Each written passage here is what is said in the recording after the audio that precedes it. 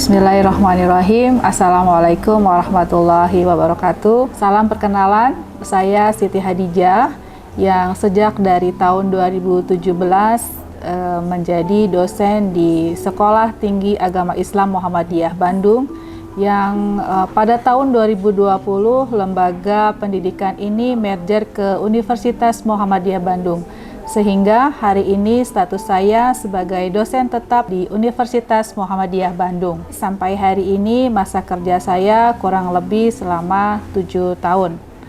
Saya sebagai dosen diberi tanggung jawab lebih, yaitu sebagai Ketua Program Studi Pendidikan Agama Islam, dimulai pada tahun 2020 hingga pada tahun 2023. Latar belakang pendidikan saya S1 pada jurusan Pendidikan Agama Islam di Sekolah Tinggi Agama Islam Siliwangi Bandung. Kemudian S2 pada jurusan Manajemen Pendidikan Islam di Universitas Islam Negeri Sunan Gunung Jati Bandung.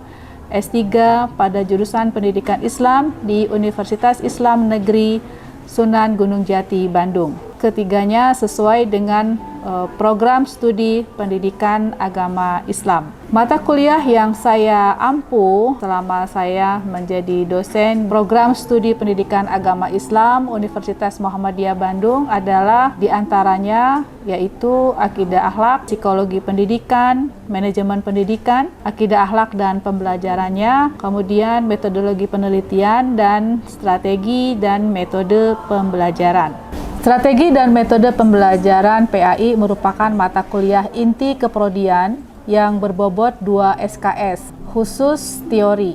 Mata kuliah ini mengkaji dan menganalisis hakikat dari makna strategi pembelajaran, mengidentifikasi berbagai upaya menata faktor eksternal agar terjadinya pembelajaran yang efektif, efisien, dan terarah. Capaian pembelajaran program studi yang dibebankan pada mata kuliah ini terdiri dari sikap, keterampilan umum, kemudian keterampilan khusus, pengetahuan.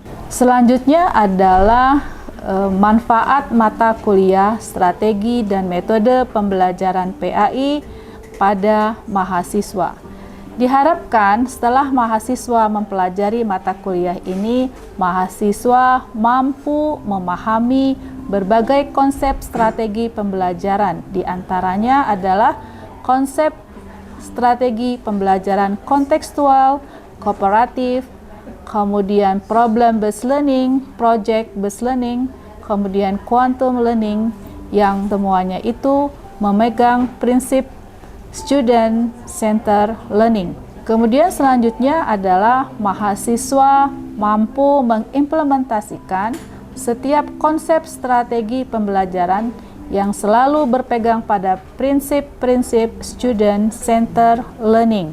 Untuk mencapai capaian pembelajaran tersebut, saya menggunakan beberapa referensi. Di antaranya adalah referensi dari Wina Sanjaya, kemudian referensi dari Eliana B. Johnson, kemudian satu lagi adalah dari Nur Muhammad, yaitu tentang strategi-strategi belajar. Materi pembelajaran yang akan saya presentasikan pada kesempatan ini berjudul Strategi Pembelajaran Kontekstual Teaching and Learning. Strategi pembelajaran kontekstual teaching and learning suatu kegiatan pengajaran guru dan pembelajaran siswa yang menekankan pada keterkaitan materi pelajaran dengan kegiatan sehari-hari siswa. Pertama adalah sistem pembelajaran model. Kemudian metode pembelajaran yang digunakan pada kesempatan ini adalah expository dan inquiry. Di akhir pertemuan, saya memberikan pertanyaan tentang materi yang sudah disampaikan. Tujuannya untuk memastikan mahasiswa memahami materi. Untuk sistem penilaian pada mata kuliah ini, saya menggunakan sistem penilaian mata kuliah yang terdiri dari 4 indikator. Pertama adalah nilai diperoleh dari UAS sebesar 25%, kemudian nilai diperoleh dari UTS sebesar 25%, nilai dari kehadiran dan keaktifan 25%, dan nilai dari tugas 25%. Tugas yang diberikan pada mata kuliah ini adalah membuat skenario pembelajaran yang menggunakan salah satu dari 8 strategi pembelajaran. Di sini saya mempunyai template tugas untuk mahasiswa. Nah, di sini mahasiswa cukup dengan mengisi template tersebut. Baik ya, terima kasih teman-teman. Kita akan mulai dengan membaca basmalah bersama-sama. Ya, baik. Assalamualaikum warahmatullahi wabarakatuh. Waalaikumsalam warahmatullahi wabarakatuh. Ya, alhamdulillahirabbil alamin. Kita senantiasa bersyukur kepada Allah Subhanahu wa taala, yang mana pada kesempatan siang hari ini kita bisa bertemu kembali pada mata kuliah strategi dan metode pembelajaran PAI ya. Nah, sebelum kita mulai, mari kita akan membaca doa. Yang silakan Anda yang mau memimpin. Ya, Adit, silakan Adit. Doa agar pelajaran kita pada siang hari ini bisa dicerna dengan baik. Berdoa mulai, berdoa selesai. Ya. Baik, terima kasih Adit yang sudah membacakan doa buat kita semua ya. Apa kabar teman-teman? Baik ya, alhamdulillah ya. Pada minggu yang lalu Ibu sudah menjelaskan tentang yang namanya strategi pembelajaran. Masih adakah yang ingat tentang definisi strategi pembelajaran? Kalau kita bicara tentang strategi pembelajaran, berarti kita bicara tentang apa? Sebuah perencanaan ya. Perencanaan tentu terdiri dari tahapan-tahapan ya. Nah, setiap tahapan-tahapan itu kita bisa mengatakan sebuah proses ya. Karena itu ada tahapan, berarti itu adalah proses yang panjang. Misalnya nih, teman-teman mau ke Garut kira-kira. Nah, teman-teman akan merencanakan misalnya mau naik transportasi apa, misalnya begitu. Kemudian mau membeli tiket di mana, misalnya seperti itu ya. Kemudian teman-teman juga akan merencanakan misalnya bawa uang berapa ya.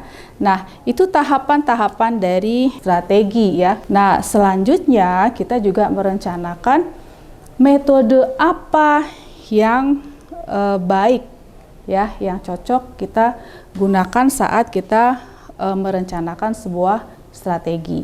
Tujuannya apa teman-teman kira-kira? Terstruktur ya, agar tujuan pembelajaran kita mencapai pembelajaran yang efektif dan efisien ya. Nah, saat ini kita akan lanjut materi pelajaran kita, yaitu tentang strategi pembelajaran kontekstual teaching and learning ya. Teman-teman, ada dua hal yang kita harus ingat dalam proses mengajar dan belajar ya. Nah, ini teman-teman ada yang namanya guru dan siswa. Ini adalah center ya, atau pusat dari proses belajar dan juga proses mengajar. Mengajar kita akan ingat guru ya. Nah, kemudian kalau yang belajar kita ingat dengan yang namanya siswa atau yang kita kenal dengan peserta didik ya. Nah, di sini ada dua hal teman-teman, ada dua pendekatan konsep. Pertama adalah teacher center learning dan yang kedua adalah student center learning. Pada kurikulum yang terbaru yaitu kurikulum 2013 dan juga yang paling update itu adalah kurikulum Merdeka Belajar, itu menekankan kepada student center learning sebagai pusat daripada mengajar dan juga belajar ya. Nah, yang menarik dari contextual teaching and learning ini adalah materi-materi pada pelajaran kita itu dikaitkan dengan keseharian siswa atau aktivitas siswa sehari-hari seluruh tahapan pembelajaran yang memanfaatkan sumber belajar yang ditempuh oleh seorang guru ya, guna untuk mencapai tujuan pembelajaran yang efektif dan efisien. Di sini siapa yang sudah pernah mencoba untuk mengajar? Idris mungkin sudah pernah mencoba mengajar. Nah, pengalaman-pengalaman itu kiranya bisa menjadi masukan bagi teman-teman sebagai seorang calon guru pendidikan agama Islam.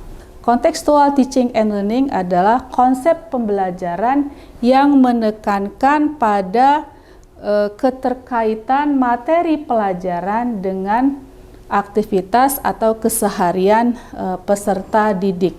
Ya, nah ini tentunya diharapkan peserta didik mampu menghubungkan, ya, menerapkan kompetensi hasil belajarnya pada kehidupan sehari-hari.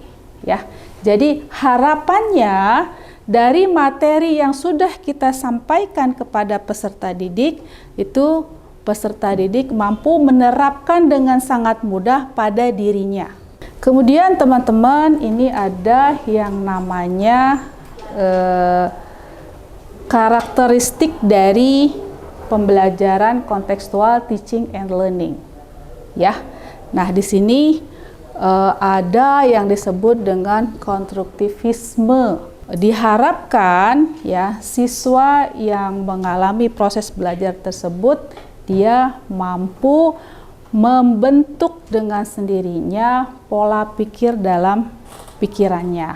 Itu konstruktivisme. Kemudian menemukan, kita biasanya mengenal dengan inquiry. Ya, inquiry. Dia siswa menemukan sesuatu. Pada interaksi siswa dengan siswa itu akan terjadi proses bertanya. Satu siswa dengan siswa yang lainnya itu berinteraksi. Kemudian pembentukan masyarakat belajar. Setiap siswa itu dia akan menemukan sesuatu, kemudian mereka berdiskusi. Disinilah terjadi yang kita sebut dengan masyarakat pembelajar. Kemudian permodelan, ya. Contoh yang paling mudah itu adalah keteladanan. Siswa itu menjadi model, menjadi teladan bagi siswanya. Kemudian ada yang disebut dengan refleksi. Refleksi, ya, jadi kita mengingat kembali sesuatu yang sudah berlalu dan mengambil hikmah dari situ. Kemudian penilaian yang sebenarnya, ya, atau penilaian autentik. Nilai yang akan diberikan itu mendekati kondisi siswa, baik itu dari pengetahuan, kognitif, afektif, dan psikomotorik. Nah, kemudian bagaimana implementasinya? Tadi Ibu sudah menjelaskan, ya, sedikit demi sedikit Ibu sepil-sepil tentang implementasi, ya. Pertama, ya, teman-teman harus mempunyai rencana pengajaran dan rencana pembelajaran. Ya, yang kedua adalah proses pembelajaran itu sendiri. Ingat, pada contextual teaching and learning, siswa adalah pusat pembelajaran. Siswa adalah pusat dari pembelajaran, bukan guru. Ya, sekali lagi bukan guru. Ya. Nah, kemudian yang ketiga ada yang kita sebut dengan evaluasi. Evaluasi di sini ini akan mengukur 3 aspek, ya. Pertama adalah proses, kemudian kinerja, dan yang ketiga adalah produk. Nah, produk dalam hal ini yaitu bisa dia berupa presentasi dari sebuah materi, ya, atau misalnya memang dia menemukan sesuatu dari proses diskusinya tadi. Dari penjelasan Ibu tadi ada yang ingin ditanyakan? Ya. Siswa kan yang menjadi pusatnya dari guru. Bagaimana siswa itu bisa memproses informasi-informasi dari teman-temannya yang lain sendiri gitu tanpa bantuan gurunya? Nah, proses konstruktivisme ini sebenarnya satu proses pembelajaran yang cukup panjang, ya. Nah, maksud Ibu adalah proses berpikirnya seseorang, ya. Jadi proses berpikirnya seseorang itu akan dipengaruhi oleh beberapa hal, teman-teman, ya. Pertama dari bacaannya, kedua dari interaksi dia dengan temannya, dengan rekannya, ya, dengan rekan pembelajar, ya, tentunya, ya. Kemudian yang ketiga adalah informasi yang dia serap atau informasi yang dia terima, begitu. Iya, teman-teman, implementasi contextual teaching and learning ini ada beberapa karakter siswa yang kita bisa kembangkan. Sebagai seorang guru pendidikan agama Islam, teman-teman harus mampu nih mengimplementasikan. Ya, pertama adalah kerja keras, kesungguhan untuk menemukan sesuatu dalam belajar itu harus kita tumbuhkan di dalam diri siswa kita. Ya, kemudian yang kedua adalah curiosity atau rasa ingin tahu. Kemudian yang selanjutnya adalah kreatif. Kemandirian siswa itu sangat penting. Artinya dia punya pemikiran sendiri, kemudian dia juga mampu merencanakan, melakukan kegiatan-kegiatan secara mandiri. Selanjutnya bertanggung jawab pada tugas-tugasnya. Dia mampu menyelesaikan tugas-tugasnya tanpa harus diingatkan oleh orang tuanya atau diingatkan oleh teman-temannya. Nah, kira-kira demikian teman-teman. Slide kita terakhir. Nah, ini adalah keunggulan. Ya, kita sebagai seorang guru ya bisa memotivasi siswa kita untuk belajar lebih giat lagi. Di sini kita sebutkan motivasi siswa untuk menemukan hubungan antara materi dengan kesehariannya ini akan memotivasi dia untuk belajar lebih giat lagi. Oke, sampai di sini materi dari Ibu. Tadi teman-teman Anda sudah bertanya ya tentang implementasi contextual teaching and learning. Sekarang Ibu yang balik bertanya. Gimana? Udah siap nih? Siap? Siap ya. Oke, baik. Apa definisi contextual teaching and learning? Ya. Idris, silakan Idris. Jadi strategi pembelajaran adalah seluruh tahapan pembelajaran dan pemanfaatan semua seluruh sumber pembelajaran yang ditempuh oleh guru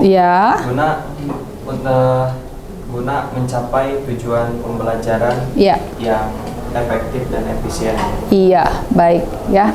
Jadi itu definisi dari strategi pembelajaran. Ingat ya. Nah, kemudian nih kalau contextual teaching and learning, Dewi. Yang dimana pembelajarannya itu penerapannya itu disamakan dengan kehidupan sehari-hari. Iya.